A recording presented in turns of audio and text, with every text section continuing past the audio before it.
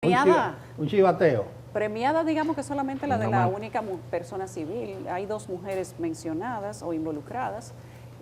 Una que era la que utilizaban ellos, digamos que de mensajera, y otra que era el contacto con el empresario, entre comillas, de la zona de Pedernales, que es un conocido vendedor de municiones y de armas, y esta era la persona que se tenía como contacto para Haití, o uno de los contactos, porque estos militares o policías, mejor dicho, tenían la osadía o se sentían tan protegidos de promocionar la venta de las balas, de las municiones y de las pistolas, porque vendían también armamento. Lo publicitaban en los grupos de WhatsApp, oigan esto, y lo ponían en los stories, en las historias de los grupos de WhatsApp. Ellos ponían los tipos de balas que tenían, o las pistolas que tenían disponibles, o los fusiles, o la escopeta, todas las municiones que tenían por caja, y le ponían el precio, y eso rodaba, rodaba, rodaba. La verdad es que uno se pregunta cómo es que esto no se resolvió antes. ¿Cómo es que hubo que esperar un informe de la ONU y que se metiera la embajada americana a hacer presión para esta investigación cuando eso era de conocimiento aparentemente público? Inclusive hay un cabo que es, digamos que el mensajero, el operativo del coronel, creo que Félix, que él le decía a todo el mundo que esas balas eran legales, porque se le preguntaba, algunos compradores le preguntaban, y él decía, no, eso es legal, yo soy como hijo del coronel, además, tú no vas a tener problema. O sea, ellos vendían con garantía. Lo que pasa es que la garantía no iba aparentemente más allá de ahí. Pues la historia es compleja para uno entender por qué no se hacían auditorías recurrentes. Y esto es el resultado de una auditoría anunciada que se le hizo a ese departamento, pero tiempo después de los informes que ya ustedes conocen, de todo lo que se había dicho a través de la misma embajada, de las quejas internacionales por el tema de que a Haití llegaban supuestamente municiones desde República Dominicana, y uno se pregunta si esta investigación, con todo ese ruido internacional, no se pudo iniciar antes. Lo cierto es que ellos aparentemente, según el documento del Ministerio Público, donde hay hasta conversaciones de WhatsApp plasmadas, documentos certificados de la Superintendencia de Bancos y de los bancos, están todas las transacciones, quién las hizo, quién recibía, quién cobraba en efectivo, a quién, cómo se los repartían, qué compró cada quien con qué. Esa gente se compraron casa, jipeta, porque en el inconsciente de este tipo de personas, lo primero que tienen que comprarse una jipeta.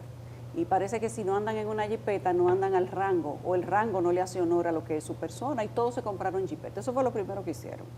Luego empezaron a arreglar casas y a comprar propiedades. Y fueron dejando como la migaja de Hansel y Gretel. Y el Ministerio Público solamente tuvo que recoger esa línea y lo agarró a todito. Porque la verdad es que no hay delito perfecto.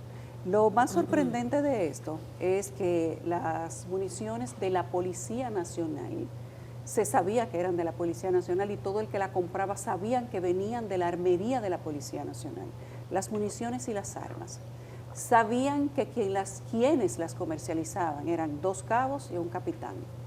Y el nombre del coronel se utilizaba como, digamos que como garantía o respaldo de la comercialización. Y eso era vox populis entre policías. ¿Y cómo, siendo esto vox populis entre policías, inclusive por personas del mismo departamento de la Intendencia que no eran parte del negocio, sabían lo que sucedía ahí? Ellos entraban, tenían mochilas, los dos cabos, el cabo y el raso. Entonces ellos tenían esta mochila que venía siendo como la caja de entrega, como el empaque. Vaciaban, en ocasiones se llevaban la caja con los tiros, en ocasiones vaciaban los tiros y dejaban la caja vacía, para si venía una auditoría le entraban cualquier cosa que pesara adentro y sellaban la caja. Porque también son osados, y la osadía a veces comete imprudencias. Pues viene esta metodología con una simple mochila. Llevaban las mochilas llenas de las balas, de las municiones, entregaban la mochila, vaciaban la mochila, y la mochila venía llena del dinero. Y ellos dividían, inclusive le dejaban dinero al coronel, según el relato del Ministerio Público y las confesiones de casi todos, porque dije ahorita que este caso parece que va a ser rápido, porque ellos todos han cantado, menos el coronel. Y traían el dinero, eran capaces de, si el coronel no estaba, dejarle el dinero con otro que estuviera ahí y decirle que eso era del coronel o que eso era del capitán. Ay, ¿de qué este dinero? De los negocios de nosotros. O sea, era una cosa, digamos que tan a la clara, que parecía obvio, pero nadie profundizaba en eso. Cuando se va a hacer la auditoría, una auditoría programada y anunciada y que se le había notificado al jefe de la intendencia de la policía, ellos empiezan, oigan, esto mandan a hacer cajas iguales a las de las municiones. Empiezan a llenar las cajas con cosas pesadas para simular que estaban llenas. Pero se les ocurrió a los auditores de la Policía Nacional que le abrieran una cuanta caja y ahí empezó el lío. Pero uno dice que si esto lo hicieron ellos en un año, 64 millones de pesos, porque la Procuraduría ha recuperado una cantidad importante de municiones y de armas, que ellos mismos las entregaron voluntariamente, como parte de presentar o mostrar, digamos que una buena intención, para a ver si se le aligera el caso.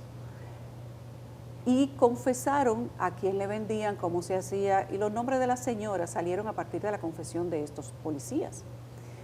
Pero este no era el modus operandi de simplemente un año.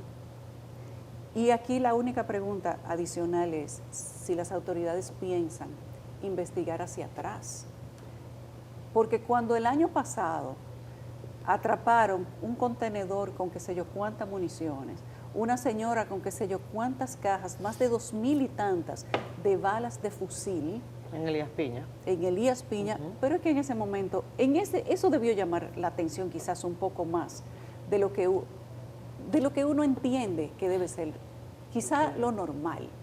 Y cuando se hace ese informe de la ONU, que empieza a presionar la embajada o a preguntar, digamos que no a presionar, pero a preguntar cómo se sacaban las armas o cómo pasaban las armas de Haití o qué era lo que pasaba, si se podía hacer una investigación, yo creo que era porque ya la situación era muy obvia.